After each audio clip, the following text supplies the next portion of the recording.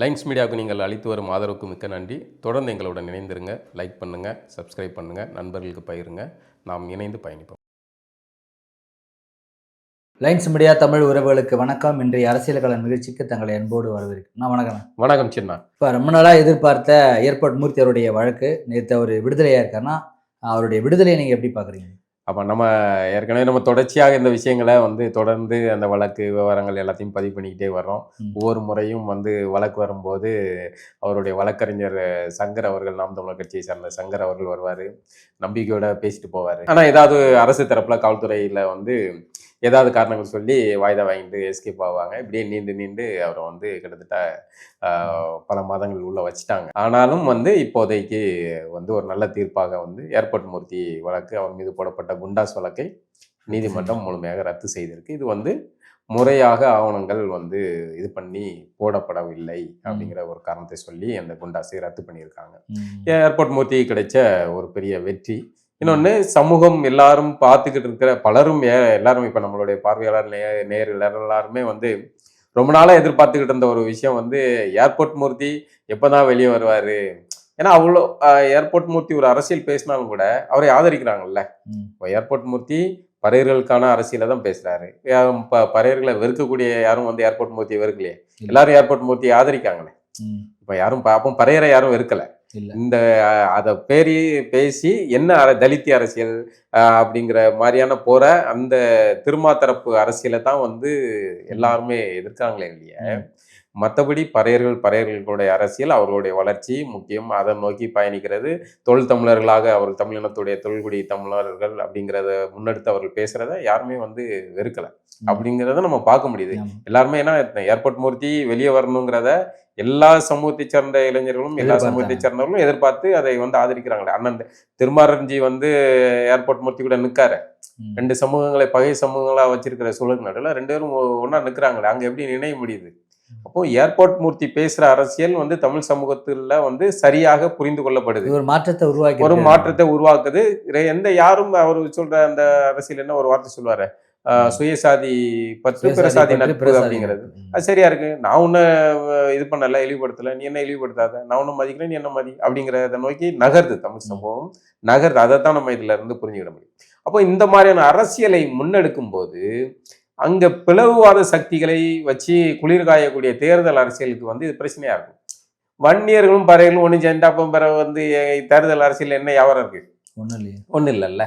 தெற்க தேவேந்தர்களும் மறவர்களும் ஒன்று சேர்ந்துட்டாங்கன்னா என்ன அரசியல் இருக்கு? ஒன்றும் இல்லையே. அப்போ தேர்தலை வச்சு குளிர்காய முடியாது. அப்போ இந்த சமூகங்களை தேர்தலுக்காக இந்த சமூகங்களை, அண்ணன் தம்பிகளாக இருக்கிற இந்த சமூகங்களை பிரித்து விட்டு வேட்டையாடி அதில் சில கூமுட்டைகள், எல்லா சமூகத்திலையுமே சில கூமுட்டை அறிவு தற்குறிப்பையில் இருப்பானுங்க. அவனும் இதை அறகுறையை அதை படிச்சுக்கிட்டு நான் அந்த பரம்பரை இந்த பரம்பரைன்னு எல்லா சாதியிலையுமே இந்த மாதிரி பேசுகிறவன் இருப்பான். அவன் ஏதாவது கொளுத்தி போட்டு போவான். அதை வச்சுட்டு 4 பேர் குய்யமையன்னு சண்டை போட்டுக்கிட்டுப்பான். வரலாறுனா வரலாறாக பேசணும். அது நமக்கு பிடித்த வரலாறு, பிடிக்காத வரலாறுலாம் கிடையாது. கல்வெட்டு ஆவணங்கள்ல என்ன டாக்குமெண்ட் இருக்கோ அதை பற்றி தான் நம்ம வரலாறாக பேச முடியும். என் சாதிக்கான வரலாறு, அவர் சாதிக்கான வரலாறு, நான் அதை நைஸாக தூக்கி பிடிச்சி அப்படிலாம் பேச முடியாது. வரலாறு அப்படிதான் இருக்கணும். ஸோ அப்படி பேசும்போது சரியாக பேசணும். ஆனால் எல்லா சமூகத்தை சேர்ந்தவர்களையும் சில பேர் தவறாக இருக்கிறவங்க இந்த மாதிரி பேசி அதை பிரிவு. அதுக்கு நடுவில் இந்த சமூகங்களுக்கு இடையில போதும், ஒருத்தருக்கு மோதிக்கிட்டது போதும், இனிமேலாவது ஒத்துமையா இருப்போம் அப்படின்னு இந்த சமூக தலைவர்கள் ஓரணியில திரள்றாங்க. அவங்களை தமிழ் தேசிய அரசியல் ஒன்றுபடுத்துது. அதை சீமான் அவர்கள் அதை இணைக்கிற ஒரு புள்ளியா இருந்து அதை பயணம் செய்யறாரு. எல்லாருக்கும் வரலாறு இருக்கு, யாரும் இங்க மேலையும் கிடையாது கீழையும் கிடையாது அப்படிங்கிறத பேசி எல்லாருமே ஓரணியில திரட்டார். நீங்க நம்மளுடைய மன்னர்களுடைய வரலாறு எடுத்துக்கிட்டீங்கன்னா தனியா எந்த மன்னரும் போயிட்டு சட்டப்பட்டு எல்லாம் இது பண்ண முடியாது. எல்லா சமூக இனக்குழுக்களையும் சேர்த்து பயணிச்சு அதுதான் போர்க்க. எல்லாருமே சண்டன் வந்தா போர்னு வந்தா எல்லா பேரும் வரும். வயல்ல விவசாயம் செஞ்சுக்கிட்டு இருப்பான். நாளைக்கு போர்னா டக்குன்னு ஏர் கலப்பையா கீழே வை, அறுவாலை தூக்கு, வாழை தூக்கு, கிளம்பும். இப்படிதான், தனியா அப்படின்னு இல்லை. நீங்க ஒரு பெரிய போர் நடந்தாலுமே பாருங்களேன், மக்களை களத்துக்கு கொண்டு வர்ற நிலைக்கு தான் இருக்கும் ஒரு அரசுகள் இயங்கும். அப்படிதான் அரசு இயங்க முடியும். தனியா இவர்கள் மட்டுமே அப்படின்னு குறைந்த பட்சத்துல ஒரு குறிப்பிட்ட பிரிவுல இருப்பாங்க, ஒரு பாதுகாவலர்கள் இருப்பாங்க, அவங்க இருப்பாங்க. ஆனா ஒரு பெரிய போர் வருது, நாட்டுக்கு ஆபத்து வருதுன்னா அந்த நாட்டை சேர்ந்த எல்லா இளைஞர்களும் சண்டை போடக்கூடிய தகுதிகள் எல்லாருமே களத்துக்கு வருவாங்க. இப்படிதான் வந்து தமிழ் சமூகத்துல எல்லாருமே சண்டைக்காரன் தான், எல்லாருமே விவசாயி தான், எல்லாருமே வணிகம் செய்யக்கூடியவனா தான். அப்போ இந்த மாதிரியான ஒரு இணக்கமான சூழலை வந்து ஏர்போர்ட் மூர்த்தி இவங்கெல்லாம் வந்து உருவாக்குறாங்க. அதை வந்து சில பேருக்கு பிடிக்கல. அதுல சில வார்த்தைகள் வந்து அவங்க சமூகத்தை சார்ந்தவர்கள் ஏர்போர்ட் மூர்த்தி வைக்கிற குற்றச்சாட்டு, இந்த சமூகங்களுடைய அரசியல் அந்த மக்களை வந்து மீண்டும் தலித்திய அரசியலில் கொண்டு போய் அவர்களை வந்து மீண்டும் மீண்டும் கீழே தள்ளுறது அப்படிங்கிறத வந்து அந்த பிரிவில் இருக்கிறவர்களே விரும்பாத பட்சத்தில் அது ஒரு முரணா மாறுது. இதுல ஒட்டுமொத்தமாக இந்த நம்ம பார்த்தோம் டிஜிபி அந்த வாசல்ல நடந்த இது ஊரறிஞ்ச ரகசியம் எல்லாருக்குமே தெரியுது, லைவா ஓடுது. இவரை வந்து மூர்த்தியை வந்து ஒரு நாள் வெல்லும். ஆமா, மூர்த்தியை வந்து ஒரு கும்பல் வந்து தாக்குறாங்க, அவங்க யாருக்காக வந்தாங்கிறது எல்லாமே லைவ்ல பதிவாயிருக்கு. அந்த பாதிக்கப்பட்டவரையே தூக்கி குண்டாஸ்ல போடுற லட்சணத்துல தமிழக காவல்துறை இருக்கு அப்படிங்கிறது எல்லாமே பார்த்தாங்க. இன்னைக்கு நீதிமன்றத்துல அது வந்து உடைபட்டு அசிங்கப்பட்டிருக்கு. தமிழக காவல்துறை அசிங்கப்பட்டிருக்கு அப்படிங்கிறது தான். எத்தனை தடவை அசிங்கப்பட்டாலும் தான். ஏற்கனவே வந்து சவுக்கு சங்கர் விஷயத்திலையும் சரி, இதே மாதிரி பல்வேறு நபர்களை வந்து குண்டாஸ்ல போட்டு நீதிமன்றம் வந்து உடைச்சி வெளியே கொண்டாலும் மீண்டும் மீண்டும் காவல்துறை இந்த திராவிட மாடல் போலீஸ் வந்து அது குறித்து கவலைப்படாம வந்து அவர்களை கொஞ்ச நாளாக உள்ள வச்சிடணும். இப்பவுமே மூர்த்தியை வந்து இந்த தேர்தல் முடிகிற வரைக்கும் உள்ள வச்சிருங்க அப்படின்னு கெஞ்சிருப்பாங்க. ஆனாலும் நீதிமன்றம் அதை வந்து உடைச்சி விட்டுருக்கு. அப்புறம் மக்களுக்கு இறுதியாக நம்பிக்கை அளிக்கக்கூடியது வந்து நீதிமன்றம் தான். நீதிமன்றம் எப்போதுமே வந்து ஒரு பாசிச ஆட்சி நடக்கும்போது நமக்கு இறுதியான நம்பிக்கை வந்து அதை பாசிஸ்டுகள்கிட்ட இருந்து நம்மளை பாதுகாக்கிறதுக்கு வந்து நீதிமன்றம் தான் துணையா இருக்கு. இப்போ நீதியரசர்கள் எப்பவுமே வந்து மக்களோட துணையா இருந்து சரியான இது இந்த மாதிரி தீர்ப்புகள் கொடுக்கும்போது உண்மையிலே மகிழ்ச்சியாக இருக்குது. இப்போ ஏர்போர்ட் மூர்த்தி வெளியே வருதுல நமக்கு ஒன்றும் இது இல்லை. ஆனால் ஒரு நபருக்கு அநீதி நடக்குது அப்படிங்கிறத நம்ம பார்க்குறோம். இப்போ தனிப்பட்ட வகையில் நமக்கு எதுவும் இதா அப்படி ஒரு சம்பவத்தை நம்ம பார்க்குறோம். என்ன அடி வாங்க அவரை வந்து தாக்க வந்தாங்க கும்பல். கடைசியில் அந்த கும்பல் எல்லாம் சேர்ந்து வந்து அவர்களுடைய அரசியல் செல்வாக்கு, அதிகாரத்தோட நெருக்கம் இதெல்லாம் பயன்படுத்தி அவரையே பாதிக்கப்பட்டவரை தூக்கி உள்ள வச்சு அவரையே வந்து குண்டாஸ்ல உள்ள போட்டு இப்படி ஒரு நடக்குது அப்படிங்கும்போது நம்ம அதை வந்து அந்த இடத்துல மூர்த்தி இடத்துல நின்று நம்ம பேசுறோம். நாளைக்கு மூர்த்தி இந்த தவறு செஞ்சாருன்னா மூர்த்திக்கு எதிராக நம்ம பேசுவோம். இதுதான் இப்போ மூர்த்தி பாதிக்கப்படுறாரு, அதனால மூர்த்தி பக்கத்துல இருந்து பேசுறோம். நாளைக்கு மூர்த்தியை வந்து விசிகாவினர் மீது தாக்குதல் நடத்திருந்தா நம்ம விசிகா தரப்புல இருந்து பேசணும். அப்போ இந்த விஷயத்துல வந்து ஒட்டுமொத்தமாக திருமாவர்களோ அதெல்லாம் பாருங்க, எங்கேயாவது பிரஸ் மீட்ல இந்த விஷயத்த திரும்ப பேசியிருக்காரு, எவ்வளவு விஷயங்கள் பேசுறாரு. செத்து போன தமிழ் மன்னர்கள் எல்லாம் வந்து அவங்க பேரை வச்சதுக்கெல்லாம் வச்சு இப்போ வந்து வக்காலத்து இது பேசிக்கிட்டு இருக்காரு. ஆனா இந்த ஏர்போர்ட் மூர்த்தி விவரத்தை பத்தி எங்கேயா பேசுறாரு? பேசுனது இல்லை. ஏன் பேசல? ஏன்னா போட்டது ஸ்கெட்சே சவுந்தர் போட்டதுதான். அப்படிங்கும்போது இந்த மாதிரி இவ்வளோ உலதிக்கு வச்சிடலாம், அதன் மூலமா தேர்தல் மூலமா அவர் வந்து இது பண்ணிடலாம், ஒரு பாடம் போட்டிடலாம் அப்படின்னு சொல்ல போனா வந்து ஏர்போர்ட் மூர்த்திக்கு வந்து திருமாவளவன் அவர்கள் நல்லா செஞ்சிருக்காரு அப்படின்னு நினைக்கிறேன். நல்லா செஞ்சிருக்காரு. ஆமா, அவரை வந்து உடல்ல சிறைக்குள்ள பாத்தீங்கன்னா 6 மணிக்குள்ள உணவு கொடுத்துருவாங்க போல. உங்களோட இந்த இதை கூட பயன்படுத்திக்காங்க. இரவு உணவை 7 மணிக்கு மேல எடுக்கிறத தவிர்த்தாலே உடல் எடை வந்து குறைஞ்சிரும். தேவையற்ற கொழுப்புகள், கழிவுகள் உடல்ல இருந்து எல்லாம் கழிஞ்சிரும். 7 மணிக்கு முன்னாடி உங்களுடைய இரவு உணவை முடிச்சிட்டிங்கனாலே சரியாயிரும். அப்போ சிறைத்துறை வந்து இதை வந்து அழகா ஃபாலோ பண்றாங்க. நீங்க உடல் பருத்து உள்ள போனீங்கன்னா ஃபிட் ஆகி உங்களை வெளியே அனுப்பிடுறாங்க. அந்த மாதிரி ஏர்போர்ட் மூர்த்தியை ஃபிட் ஆகி வெளியே அனுப்பியிருக்காங்க. இப்போ நீங்க பேசும்போதே சொன்னீங்க, திருமாவளவன் வந்து அந்த பெயர்கள் குறித்து, மன்னர்களுடைய பெயர் குறித்து ஒரு விமர்சனம் வச்சிருந்தாரு. இந்த மன்னர்களால் தான் என்னுடைய தமிழ் வந்து வெளியே வந்தது, சமஸ்கிருதம் உள்ளே போனது அப்படின்னு சொல்லிட்டு பேசியிருந்தார். இப்போ ரொம்ப பேசுபொருளாயிருக்குண்ணா இது வந்து டிடி தினகரனா இதை வச்சு ஒரு கண்டனம் தெரிவிச்சிருக்காரு. இந்த கருத்தை எப்படி பாக்குறீங்க? இல்லை, இது திருமாவளவன் அவர்களுக்கு அவர் பேசுகிற இந்த தலித்திய அரசியல், இந்திய தேசிய தலித்திய அரசியல் அது எப்பவுமே வந்து தமிழ்நாட்டு மன்னர்கள் மீது ஒரு வெறுப்புணர்வோட தான் அதை வந்து அணுக வைக்கும். நம்ம மன்னர்கள்ட்ட தவறு இருக்கானா இருக்குதான். எல்லாரும் வந்து எல்லா காலத்துலையுமே எல்லாருமே புனிதராக இருக்காது, சில தவறுகள் செஞ்சுருப்பாங்க வச்சுருப்பாங்க, அது இருக்கத்தான் செய்யும். அதே சமயம் நம்ம மன்னர்களே நம்ம எந்த வகையிலையும் விட்டு கொடுக்க முடியாது அப்படிங்கிற நிலை இருக்கு. இல்லைங்க, எல்லாருக்குமே வந்து ராஜராஜ சோழன் தான் வந்து பாதி பேருக்கு வந்து உறுத்தலா இருக்கு. ஏன்னா அவங்க ஒருத்தன் தான் வந்து பெரிய லெவல்ல சாம்ராஜ்யத்தை கட்டி எழுப்பிய ஒரு சோழ பேரரசு. அது ஒரு பெரிய வரலாற்றில் சிறப்புமிக்க ஒரு இடம். பாண்டியர்கள் இருந்தார்கள், நாங்கள் பாண்டிய தேசத்தை சேர்ந்தவர்களாக இருந்தாலும் கூட எங்களுக்கு அந்த அந்த வருத்தமே கூட இருக்கு. சோழ மன்னர்கள் பேசப்படுற அளவுக்கு பாண்டிய மன்னர்கள் பேசல, எங்களுடைய வரலாறுகள் தோண்டி எடுக்கப்படல அப்படிங்கிறது இருக்கு. ஆனால் ஒரு நாள் நாங்கள் பேசுவோம் வரும். ஆனாலும் கூட சோழ தேசத்தை அவன் தமிழ் மன்னன் அப்படிங்கிற அடிப்படையில் நம்ம வந்து எல்லாரையும் கொண்டாடுறோம். திருமாவளவனோ இல்லை ரஞ்சித் மாதிரியான ஆள்கள் எப்பவுமே வந்து ராஜராஜ சோழனை வந்து இது பண்றதுக்கு காரணம் என்னன்னா, இந்த விஜயநகர கூட்டத்தார் வந்த பிறகு இங்க ஒரு வர்ணாசிரம கட்டமைப்புகள் உருவாக்கப்பட்டதில்லை. ம். இதை வச்சுக்கிட்டே இவர்கள் எல்லாமே பேசுறாங்க. இந்த தமிழ் மன்னர்கள்ட்ட இயல்பாக சில விஷயங்கள் தவறு நடந்ததுன்னா இருந்தது. அப்போ தமிழ் மன்னர்கள் அதுக்கப்புறம் பின்னாடி வந்த மன்னர்களுடைய சில வீழ்ச்சிகள் பலகீனங்கள் இதனால வந்து அவர்கள் சிலருக்கு சலுகை காட்டியது வச்சது இந்த மாதிரியான விஷயங்கள்லாம் நடந்தது உண்மைதான். ஆனால் இன்னைக்கு இதை மீண்டும் பேசுபொருளாக மாத்துறது அப்படிங்கிறது ஒரு அரசியல் சார்ந்தது. ஏன்னா தமிழர்கள் வந்து தங்களுடைய மன்னர்கள் மூலமாக நம்முடைய வரலாற்றை மீட்டெடுக்கிறதும் நம்மளுடைய கோவில்கள் நம்மளுடைய கலைகள் இது எல்லாத்தையும் வச்சு மீட்டெடுக்கிற வேலையை செய்யும்போது அதை உடைக்கிறதுக்கான வேலையா இந்த மாதிரியான விஷயங்களை பேசுறது. அது திருமாவளவன் வச்சு செய்யறது இந்த திராவிட கூட்டத்துக்கு. அவர்கள் வந்து அவர்களா ஒரு கட்டுக்கதைகளை உருவாக்குவாங்க. வேற எவனாவது விஜயநகர கூட்டத்தாரு அதுக்கப்புறம் வந்து இந்த நாயக்க பாளையங்கள் அவங்களுடைய ஆட்சியில நடந்தது அந்த காலத்து சாதிய கொடுமைகள் குறித்து இவர்கள் வாயே திறக்க மாட்டார்கள். இப்போ இவனுக்கு மன்னர் பெயர் வச்சுதான் இப்ப பிரச்சனை ஆகி போச்சு. இதுதான் முக்கியமான பிரச்சனை இருக்கு. இது என்னன்னா மன்னர்களுக்கும் ஒரு இயற்பெயர் இருந்திருக்கும்ல, பெயர் மாத்திருப்பாங்க. அவருடைய பெயர் இருந்திருக்கு, அவருடைய பெயர் வேற இருக்கு. நம்ம வந்து ராஜராஜன் அப்படி அந்த காலத்துல பட்டங்களா கொடுக்கறது, அவருக்கு ஏகப்பட்ட பட்டங்கள் இருக்கு. அவர் தன்னுடைய பட்டங்களை அனைத்து ராஜராஜன் மட்டும்தான் அவனை ஏன் கொண்டாட போனான். அவன் அங்க இருந்த பூசாரியில ஆரம்பிச்சு அங்க வந்து இந்த தச்சு வேலை பார்த்தவர்கள் ஆரம்பிச்சு எல்லாருக்கும் தன்னுடைய பட்டங்களே அள்ளி கொடுத்த பெருந்தகை அவன். எல்லாரும் பேருக்கு முன்னாடி வந்து ராஜராஜ சோழ பெரும்பறையன்ல ஆரம்பிச்சு ராஜராஜ சோழ குஞ்சர மல்லன்ல ஆரம்பிச்சு ஏகப்பட்ட பெயர்கள் வந்து அவன் வந்து கொடுக்குறான். அப்போ அவன் ஒரு சமத்துவத்தை முன்னெடுத்த நபர். நீங்க அந்த நபர்கிட்ட வந்து இந்த பெயரை வச்சு இது பண்றீங்க அப்படிங்கிறது ஒரு திட்டமிட்ட அரசு. அந்த இந்துத்துவா வேள்விகளுக்கு அவர்கள் வந்து அடிப்பணிஞ்சிட்டாங்க, அதற்கு அவங்க வந்து ஐக்கியம் ஆயிட்டாங்க அதுக்குள்ளவே. அதனாலதான் என்னுடைய தமிழ் வந்து கருவறையிலிருந்து வெளியே வந்தது அப்படின்ற ஒரு அவர் குற்றச்சாட்டை வச்சாரு. அதுக்காக தான் இப்ப எல்லாரும் வந்து அவரை கேட்கறாங்க. அது உண்மைதானே ஒரு விதத்துல? அது இல்ல, அது ஒரு வகையில அதான் நம்ம அது சில நம்ம மன்னர்கள்ட்ட பலகீனங்கள் இருந்ததுன்னா இருந்தது அப்படிங்கிறத நம்ம ஒத்துக்கிட தான். இப்போ நம்ம மன்னர்கள் பின்னாடி சில ஒரு மன்னர் செய்யற தவறு இப்போ மன்னர்கள் காலத்துல எடுத்துக்கிட்டீங்கன்னா அந்த மன்னன் தான் முடிவு பண்றது தானே. இப்போ தலைமை அது முடிவு பண்றது.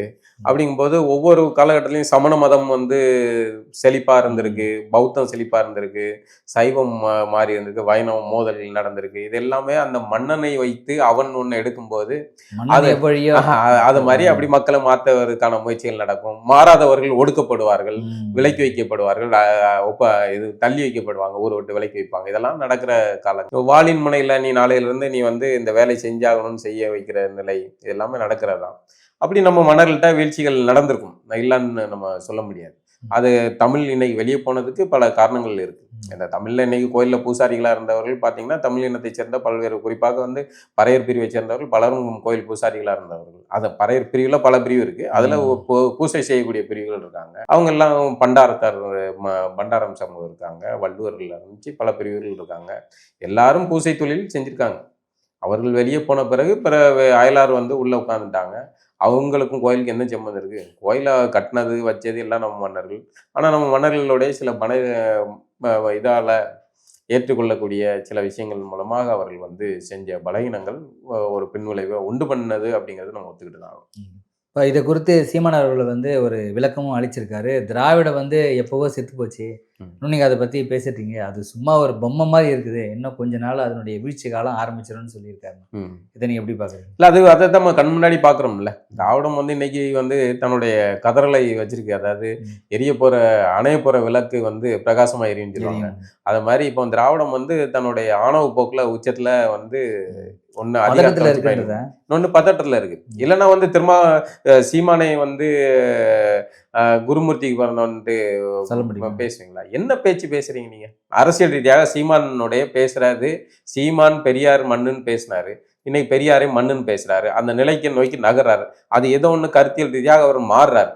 அந்த மாற்றம் சரியா தவறா அப்படின்னு நீ பேசு, கருத்தியலா பேசு, அது சரி. ஆனால் இப்படி வந்து கொச்சைப்படுத்துறது என்ன இது அப்படிங்கும்போது பதிலுக்கு சீமான் கேட்கறல. இப்போ கோவை ராமகிருஷ்ணன் ராஜாஜி பிறந்தாரு அப்படின்னு கேட்காப்ல, இந்த அசிங்கம் தேவையா? இப்போ உங்களுடைய மேடைகளில் பேசி வளர்ந்த ஒரு நபர் தான் சீமான். அவரை வந்து நீங்க இந்த மாதிரி பேசுறது உங்களுக்கு திராவிட கூட்டத்தாருடைய வேலைன்னா அது இந்த சூத்திர பெரியாரிஸ்ட், இந்த வார்த்தைக்கு மன்னிக்கணும், ஆனா வந்து அதை சொல்லித்தாங்க. இவர்கள் ஏன்னா இந்த சூத்திரங்கிற வார்த்தையை இவர்கள் சொல்றதுனால நம்ம அதை சொல்ல வேண்டியிருக்கு. இவர்களுக்கு எல்லா ஒருத்தன் பேசுறான், ஒரு கிறுக்கு பைய வந்து பெரியார் இல்லைன்னா சீமான் வந்து யாரா இருந்திருப்பான் அப்படின்னு இந்த கொச்சையான அந்த சூத்திரருக்கு ராமசாமியார் வைக்கிற பேர் இருக்குல்ல, அந்த வார்த்தையை சொல்லி சொல்றாங்க. டேய் எங்கடா தமிழனை சூத்திரன்னு சொல்லி இதை நம்ம கேட்டா அந்த அப்படியே ஓடிடுவாங்க. தமிழனை எங்கேயா சூத்திரன்னு சொல்லிச்சா? ஒட்டுமொத்தமாக இந்தியாவில் அது ஒரு கிளாஸ் செக்ஷனா வந்து எவனோ ஒரு கிறுக்கு பைய எழுதி வச்சுட்டு போனான்னா பிறப்பொழியில அதை நம்ம ஏத்துக்கல. பிறப்பொழியில அவன் எழுதி வச்சாங்கிறத சொல்லி சொல்லி நீ தான்டா சொல்லிட்டு இருக்க. அவன் சொல்ல அவன் எங்கேயாவது டேராவது எவனையாவது சொல்ல முடியுமா? செருப்படி வாங்குவான். ஆனா நீ தான் வந்து சொல்லிட்டு இருக்க, எங்க கூட இருக்க, எங்களுடைய உரிமைக்காக பேசுறேன்னு சொல்ற நீங்க தான்டா வந்து அதை வந்து எல்லா பயிலையும் வந்து உன்னுடைய கருத்தியல்ல நான் முரண்படுறேன்னு நீ வந்து உன்ன சூத்திர பயலன்னு நீ தான் சொல்ற, அவன் சொல்லல, நீ தான் சொல்ற. அப்ப எவனுக்கு செருப்படி விழணும்? உன்னதான் போட்டு வெளுக்கணும். அப்ப இந்த நிலைக்கு தள்ளுறீங்கல்ல நீங்க. அப்ப இந்த தள்ளுற நிலைக்கு ஏன் இவ்வளவு கோவம் வருது அவர்களுக்குன்னா, இது அவர்களுடைய கட்டமைப்பு, அவர்கள் வச்சிருந்த திராவிட பெரியவா ராமசாமியாருடைய அந்த புனித பிம்பம் எல்லாம் செதறுது. நீங்க நல்ல மனுஷன் யோக்கியனா இருந்தா நீங்கெல்லாம் வந்து ராமசாமியார் எழுதுனது அத்தனையும் அரசு பொதுவுடைமையாகும். இதுக்கு பண்ணு, ஓப்பனா திறந்து விடு. ஏன் அதை வந்து புதையல் கட்டி பூத மாதிரி வச்சு பதுக்கி வச்சுக்கிட்டே இருக்கீங்க? ஏன்னா ராமசாமியாரோட வண்டவாளம் முழுக்க தெரிஞ்சு அவங்களுக்கு உள்ள எழுத்துல தெரிஞ்சு போகும். இன்னைக்கு நம்மகிட்ட எடுக்கிற ஆவணங்கள் எல்லாமே கூட அங்கங்க எங்கெங்கயோ கிடைக்கிறது மூலமா தான் எடுக்கிறோம் இல்லையா? மொத்தமா போடு, நீ டாக்குமெண்டா போடு, இதுல உள்ளது உள்ளபடியே போடு. எழுதுனது குடியரசு இதழில் எழுதுன, விடுதலை இதழில் எழுதுன எல்லாத்தையும் உள்ளபடியே போடு, பார்ப்போம். யோக்கியதை பார்த்துரும். ராமசாமியாரை வந்து நாம அம்பலப்படுத்தவே வேண்டியதில்லை. ராமசாமியாரை அவருடைய எழுத்துக்களும் அவருடைய பேச்சுக்களுமே அவரை வந்து அம்பலப்படுத்தும். அது நடந்துற. ஏன்னா இவர்களுக்கு ஒரு பிம்பம் தேவைப்படுது. அது ராமசாமியாரை வச்சு உருவாக்கி வச்சுட்டாங்க அந்த பிம்பத்தை. இப்ப அது தகருது அப்படின்னா உங்களுக்கு தாங்க முடியல. உடனே குருமூர்த்தி பேசுறவங்க எல்லாத்தையும் குருமூர்த்தி அரசு பெற்ற குழந்தைகள்னு பேசுறது. தமிழர்கள்னு பேசுறதே இவனுக்கு வந்து அங்க திருப்பான், அவனுக்கு அடியாளுண்டு. இப்போ இவ்வளவு நாள் உனக்கு அடியாள இருந்தவனுங்க. அப்போ தமிழினம் தன்னோட 2009 அப்புறம் தன்னை மறுபரிசீலனை செய்து ஒவ்வொரு காலகட்டத்திலையுமே ஒரு இனம் அல்லது ஒரு வளர்ச்சியை நோக்கி போறப்போ, நீங்க குழந்தைய 10 வயசுல இருக்கும்போது ராணி கமிஸ், அம்புலிமாமும் படிச்சிருப்பீங்க. இன்னைக்கு படிக்க முடியுமா? முடியாது. இன்னைக்கு நீங்க படிக்கிறது கருத்தியல் சார்ந்த புத்தகங்கள், அரசியல் சார்ந்த புத்தகங்கள் நீங்க வாசிப்பீங்க. அப்போ இல்ல நீ அன்னைக்கு அம்புலிமாமா படிச்சிய, இன்னைக்கு இதுக்கு மாறிட்டு அப்படின்னு கேட்க முடியுமா? வளர்ச்சி, அதை நோக்கி நகர்றது, அதுதான் சரியானது. அப்படி ஒரு இனம் வந்து 2009 ஒரு இனப்படுகொலை சந்தித்த இனம் வந்து தன்னுடைய அடுத்த கட்ட நகர்வாக வந்து போகுது. அது தன்னை வந்து ஒடுக்கிறது, அது ஆரியமும் திராவிடம் இணைந்து தான் தமிழினத்தை ஒடுக்குது அப்படிங்கிற ரகசியத்தை கண்டுபிடிக்குது, பேசுது. அது வந்து தன்னை மறுபரிசீலனை செய்து அடுத்த கட்டத்தை நோக்கி நகருது. இவங்களுக்கு உடனே பதட்டம் வருது. ஆனா தமிழ் தேசியம் திராவிடத்தை தான் அடிக்குது, ஆரியத்தை அடிக்க ரெண்டையும் சேர்த்து தான் அடிக்கிறது. அவன் ஆரியன் வந்து இவனை அடிக்கிறதுனால அவன் கொண்டாடுறான்னா அதுக்காக நம்ம ஒண்ணும் பண்ண முடியாது. அவனுக்கு ஒரு லாபம் இருக்கும், இவன் ஒழிகிறதுல அவனுக்கு ஒரு லாபம் இருக்கும். அவன் நினைக்கலாம் இவனை திராவிடத்தை ஒழிச்ச பிறகு இவர்களை ஒழிக்கலாம், அவன் நினைக்கலாம். நம்ம நினைக்கிறோம் இவனை ஒழிச்சுட்டு அவனை ஒழிக்கிறான், இவன் நினைக்கலாம். இப்படி மாறி மாறி ஒரு அரசியல் சதுரங்க விளையாட்டு தானே. அப்படி ஒரு நகர்வு தான் அது. தமிழகத்துல அது நடக்க தான் செய்யுது. சீமான் அவர்களுடைய இன்றைய அந்த நேர்காணல் கூட ஒரு கொந்தளிப்பான இதுல தான். ஏன்னா வார்த்தைகள் எதுக்கு நீ வந்து பேசுற, குடும்பத்துல இருக்க பெண்கள் உனக்கு அது என்னன்னா, வீட்டுல இருக்க பெண்களை பேசிட்டா அதனால வந்து பேசக்கூடிய அரசியல் களத்துல இருக்கிறவங்க வந்து ஒதுங்கிடுவாங்க அப்படிங்கிற உளவியல் இது. இவர்களுடைய வரலாறே அப்படிதான் இருக்கு. திராவிட கூட்டத்துடைய வரலாறே பாருங்க. இந்த கிருஷ்ணமூர்த்தின்னு ஒரு பொறுக்கி வந்து மேடையில பேசிக்கிட்டு இருக்கேன். என்ன பேச்சு பேசுறாங்க, அவ்வளவு ஆபாசமான இரட்டை அர்த்தங்கள் வசனங்கள். ஏன்னா இவர்களுடைய குருநாதரே அப்படிதான் பேசி வந்து அதிகாரத்தை பிடிச்சி பேச வச்சு அழகு பாக்குறாங்க, மேடையில கூட்டி வச்சு அழகு பாக்குறாங்க. அப்போ திராவிடத்துல மேடை பேச்சு நாகரிகமா பேசி ஒருத்தருடைய கூட்டத்துக்கு கூட்டம் சேர்த்து சொல்லுங்க. விட்டுப்பட நடிகைகளை ஆடலும் பாடலும் ஆடுறவங்களை கூட்டம் வந்து போட்டு கூச்சம் இல்லாம பின்னாடி இப்ப வந்து ஸ்டாலினும் உதயநிதியும் பெரியாரும் கருணாநிதி சிரிச்சுக்கிட்டு இருக்காங்க பிளெக்ஸ்ல. இங்க ஆடலும் பாடலும் ஓடுதுங்க. இப்படிதான் உங்களால கூட்டத்தை திரட்ட முடியுது. எங்க உங்ககிட்ட யோக்கியதை இருக்கு? அவங்க அப்டேட் ஆயிட்டாங்க. Update correct. இதான் திராவிட மாடல் 2.0. இவங்களுடைய அப்டேட்டோட வெர்ஷன் பாத்தீங்கன்னா, ஒரு பள்ளி கல்வித்துறை சார்பா ஒரு விழிப்புணர்வு விளம்பரம், ஒரு இந்த தடுப்பூசி வழக்கம் போல, அதெல்லாம் நமக்கு மாற்று கருத்து இருக்குங்களே, அதை விளம்பரத்துக்கு ஆளே இல்லையாங்க. ஒரு சமூகத்துல நம்ம பல தடவை சொல்றோம், பள்ளி கல்லூரிகள்ல மாணவர்கள்ட்ட பேசுறதுக்கு வந்து ஒரு சிறந்த ஆளுமைகளை கூட்டு போய் பேசுங்க, இந்த இன்ஸ்டா பிரபலம் கூட்டு போகாதீங்கன்னு அந்த கல்லூரி நிர்வாகத்தரை நம்ம வந்து கடிஞ்சிக்கிறோம். ஆனா ஒரு அரசு பள்ளி கல்வித்துறையே வந்து ஒருத்தங்க வந்து ஆவசமா இன்ஸ்டால இந்த மாதிரியான ரீல்ஸ் போட்டுட்டு ஆடிக்கிட்டு இருக்க ஒரு பெண்ணை வச்சு மாணவர்களுக்கு விழிப்புணர்வு ஒரு இதை எடுக்கிறாங்க. என்ன தான் கொஞ்சமா அறிவு இருக்கா? பரிச்சயமான ஆளா இருந்தா அப்ப சன்னி லியோனை கூப்பிட்டு எடுங்க, அது இன்னும் சிறப்பான பரிச்சயமா இருக்கும்ல. என்ன இது இருக்கு? எதை யாரை வச்சு சொல்லணும்னு இருக்குல்ல. இப்போ அவங்க அந்த அம்மா யாருன்னு பார்ப்பான்ல. அவங்க ரீல்ஸுக்கான நீ விளம்பரம் மார்க்கெட்டிங் தானே ரூட் எடுத்து கொடுக்குறீங்க. தேடி போவோம்ல. இப்போ அந்த அம்மாவுக்கும் மார்க்கெட்டிங். இப்போ அவங்க இந்த மாதிரி ஆள்களுக்கு வந்து கனெக்ட் பண்ணி விடுறவன் யாருன்னு பார்க்கணுங்க. இது என்ன நெட்வொர்க்குன்னு வரல. வரிசையா தொடர்ந்து இதே மாதிரி தான் நடந்துகிட்டு இருக்கு. கண்டிஷனை ஃபாலோ பண்ணுங்கடான்னு சொல்ற கதற ஐயா அன்பில் மகேஷ் அவர்களே, இந்த மாதிரியான விஷயங்கள்ல கொஞ்சம் கண்டிஷனை ஃபாலோ பண்ணுங்க. இந்த மாதிரியான ஆள்களை தூக்கிட்டு வந்து அது மாணவர்கள்ட்ட அறிமுகப்படுத்தாதீங்க. இவர்கள்லாம் வந்து புறக்கணிக்கப்பட வேண்டியவர்கள் சமூகத்துல. அவர்களை வந்து நீங்க வந்து முக்கியத்துவம் கொடுக்காதீங்க அப்படிங்கிற வேண்டுகோளை வைக்கிறேன். மீண்டும் ஒரு நிகழ்ச்சி சந்திப்போம்மா. நன்றி. நன்றி.